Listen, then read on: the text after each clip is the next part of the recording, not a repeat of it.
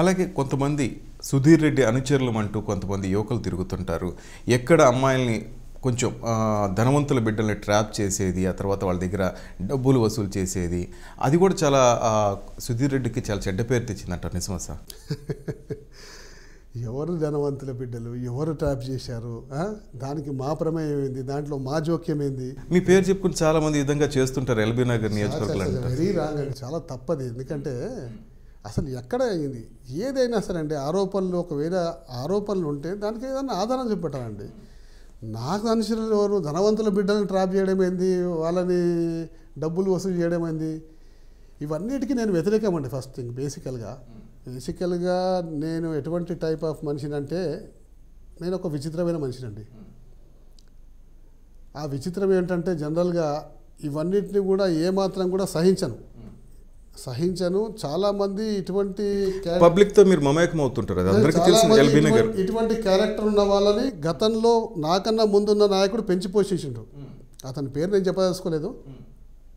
దాని తర్వాత అదే అలవాటుతోటి నా దగ్గర కూడా అడ్జస్ట్ చేద్దామని వచ్చారు.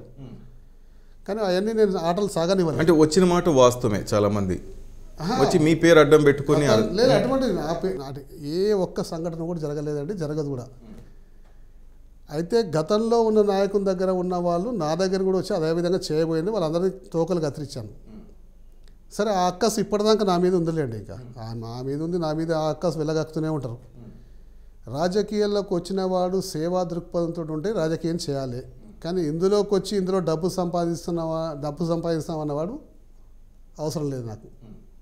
మీకు సర్వీస్ ఓరియంటెడ్ అయితే మీరు సర్వీస్ చేయండి, మీ వ్యాపారాలు చూసుకోండి. అంతేగాని రాజకీయాల్లో వచ్చాము, ఇందులో ఇన్ని ఖర్చు పెడుతున్నాము, ఇందులో సంపాదించాలన్న ఆలోచన ఉంటే మాత్రం రాజకీయాలకు రాకండి అనేది నా. కానీ ఖరీదైన రాజకీయ నేతగా చెప్పుకోవాలంటే సుధీర్ రెడ్డి పేరే వినిపిస్తుందని ఎందుకు? ఖరీదైన నేత కూడా ఏం కాదండి. ఖరీదైన నేత అంటే నేను ఇంట్లో పడుకునేవాడిని అండి. ఎలక్షన్లప్పుడే తిరిగి ఖర్చు పెట్టి గెలిచే ప్రయత్నం చేసేవాడిని. ఏ వ్యాపారాలు చేస్తుంటారు సుధీర్ రెడ్డి గారు? నాకు రియల్ ఎస్టేట్ వ్యాపారం ఉంది. ఈ రోజు నుంచి కాదు, కేబుల్ వ్యాపారం ఉంది, ఈ రోజు నుంచి కాదు, దాదాపు 25 సంవత్సరాల నుంచి ఉన్నది. 25 ఇయర్స్ నుంచి అదే వ్యాపారం ఉన్నది.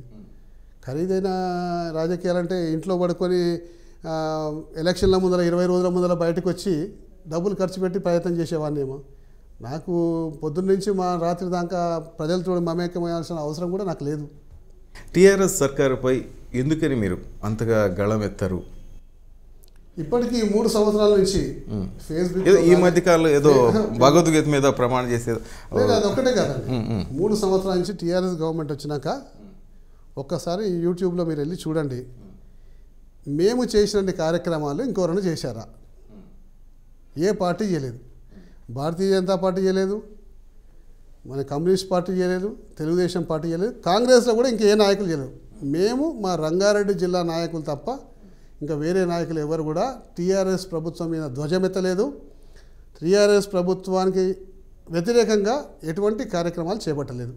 మేమే చేసినవి ఏమన్నా అది చేసినవి కూడా. అంటే కాంగ్రెస్ పార్టీలో ఏ లీడర్లు చేయలేదంటారు? చేయలేదండి. చాలా స్పష్టంగా చెప్తున్నాగా.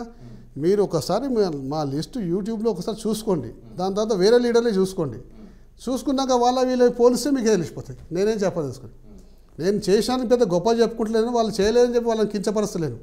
మీరు అడిగిన ప్రశ్న కాబట్టి చెప్తున్నా అంతే.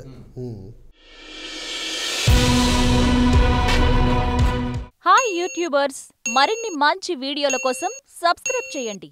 దాంతోపాటే బెల్ ఐకాన్ పై క్లిక్ చేయండి.